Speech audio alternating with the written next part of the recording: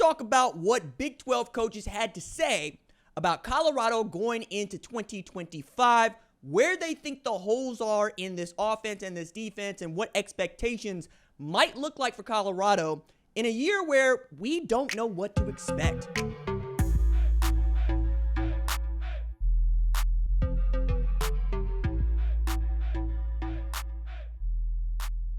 What's up, kinfolk? It's RJ Young. I am not on a step mill. If this is your first time watching Adapt and Respond, thank you for joining us here. We talk college football year-round, talk ball year-round.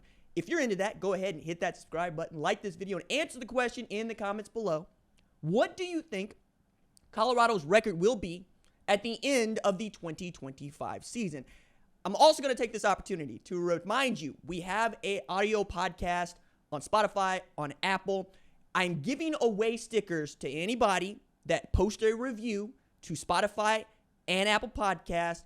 There's a form in the description below where you can claim your free sticker. I will put it in the mail personally to you as a thanks, as we're trying to grow that part of the show. So we got more things going on here for us to discuss, more ways for you to consume, adapt, and respond. Very excited about that. I have yet to really come down on a number for what I think the wins and losses are going to be for Colorado, because frankly, we haven't seen this version of a Deion Sanders team since he first got to Jackson State. People forget this. There was a time when Deion Sanders did coach a team that didn't feature either of his sons, Shedeur or Shiloh, but it was really that spring 2021 season that kind of gets lost, where Jalen was really the guy, transferred in from Florida. Jalen Jones was a great player. I thought that he had an opportunity to be good, but you could see he was setting the table for what Shedeur was going to be able to do, to say nothing of what Travis Hunter was going to be able to do.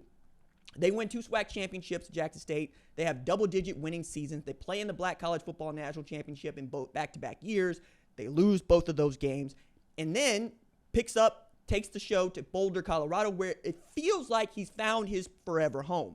I, among others, had doubted whether or not this was going to be the case, because we have every bit of information to show Deion Sanders wanted to coach his boys, and he's always coached his boys. He coached his boys from the time they were very small to the time that they get into the NFL, and now it seems they're going to go do this thing on their own with the Tampa Bay Buccaneers, Shiloh Sanders, and the Cleveland Browns, Shedeur Sanders. Now we get to find out just what it means to be a player for Deion Sanders when he's not, got his team, his kids to coach on the team. Starting with quarterback. So what did he do? He first flipped the commitment of Julian from USC to Colorado.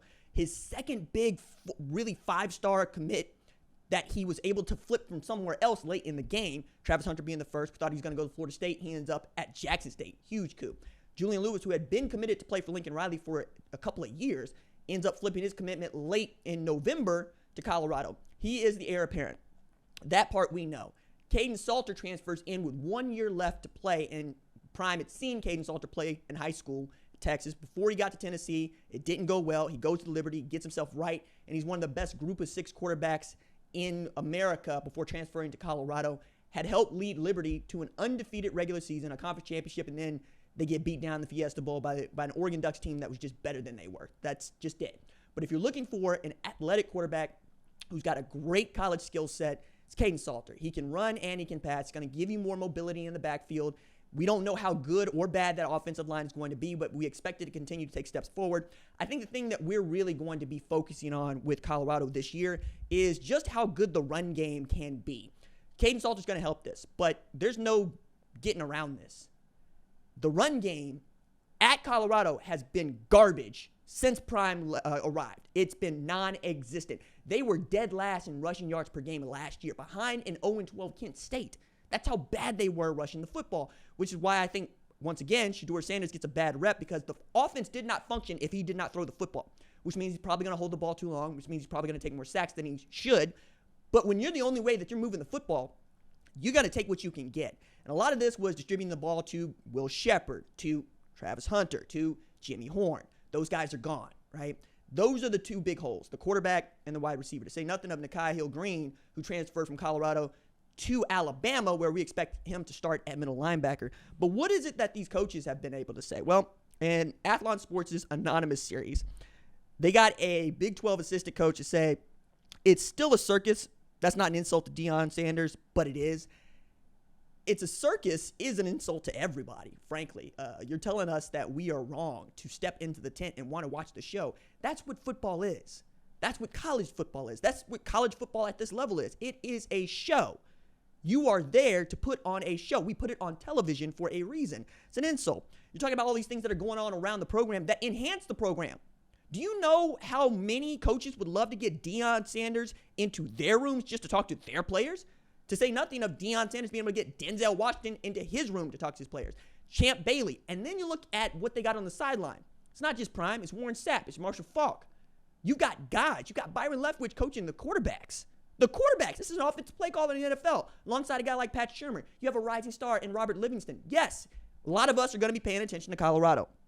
Next thing they had somebody say, they've turned over a ton in the portal, and they're trying to make it out like it's a competition-based result, but they're really going to struggle on the offensive line because of transfers again. That's everybody. Everybody but Georgia, Ohio State, Oregon. Even Oregon added some guys, right? Isaiah World's going to be amazing this year for Oregon. I don't think this is fair criticism. I don't. I think in this age, you understand that your roster is for this year and this year only. Next year, you got to rebuild it all over again. Some guys have just decided to go back to recruit in high school because they can expect that guy to be here for at least 1 or 2 years. Maybe you get one good year out of them before they go into the portal, want to do something else. Or you tell the guy, hey, we just don't have room for you anymore. And then you got Kaidon Salter being a good fit. Stuff they ran last year, and they have a lot of good transfers at wideout. They do. And then the last one that I thought was interesting, Travis Hunter's good. He's so good, he overshadowed a really good position group in the secondaries, right? Right now, that is their strength. If they can rework the front, the defense might be better overall. And then, the part with his sons. I look at this Colorado team last year, and I am the person who was yelling at anybody that will listen. There was a 4-way tie for first place in the Big 12 last year. The tiebreakers went to Iowa State and Arizona State. Arizona State wins that game going away. They play in the college football playoff. I hesitate to think what would have happened if Colorado had won that tiebreaker, got to that game. Because if the game is close, and let's say not the beatdown that BYU was, you got a shot here, right, to get them in the playoff, which is where he ultimately wants to go. That's what he wants to be. I talked to Prime in April about this. I talked to him about what he's expecting from his program this year. They opened with Georgia Tech this year. That's, believe it or not, 2 national champions in the 1990s. And that's going to be a tough game for them. I mean, Georgia Tech was good last year. They weren't so good as to warrant getting rings for a 7-win season, which is absolutely something that they did. But they did take Georgia into 8 overtimes in Sanford. That's not any small feat. That's a real football team over there. They're very good. They're going to have a lot of the guys back from last year that made them great. This is also the place that gave us Jahmyr Gibbs transferring to Alabama. This is also going to be the place that gave us Eric Singleton transferring to Auburn. Zach Pyron's probably going to start for Minnesota this year after backing up Haynes King. It's a good football team. They're going to run the football well. They're going to try to take the ball out of Colorado's hands because that's what they do well, right? They play ball control. We saw this against Florida State. Turns out Florida State was no good, but Georgia Tech was the first team to show us that as Florida State started this season, or last season, as a top 10 team. We are going to be quite a ways from that. But I think as we're getting closer and closer to the season starting, we're going to look around and we're going to see teams like Texas Tech right there at the top. Teams like Kansas and Kansas State right there at the top. The wild cards here are Baylor, are Texas Christian, are Oklahoma State, and whatever the hell it is that Mike Gundy's going to be able to put together this year. To say that the bottom of the Big 12 is really probably going to be Central Florida with Scott Frost in year 1, and perhaps at Houston with Willie Fritz. We'll see what Connor Wigman can do. It's going to be a loaded conference. It's going to be a lot of fun. Do I expect Colorado to compete for the championship? Yes, I do. But how they get there is up to anybody except the quarterback. If the quarterback is good, if Kaidon Salter has the goods, I expect Colorado to contend for a national championship spot. Kaidon Salter can play. Kaidon Salter can play. They're going to make the college football playoff. I saw enough at Liberty. I'm saying this on the back end because not a whole lot of y'all are going to make it to this part. But yes, Colorado can get there. They can. Kaidon Salter ends up being the guy that I think he can be for Pat Shermer, who has shown in the past, you give him a mobile quarterback, he can make something happen for you.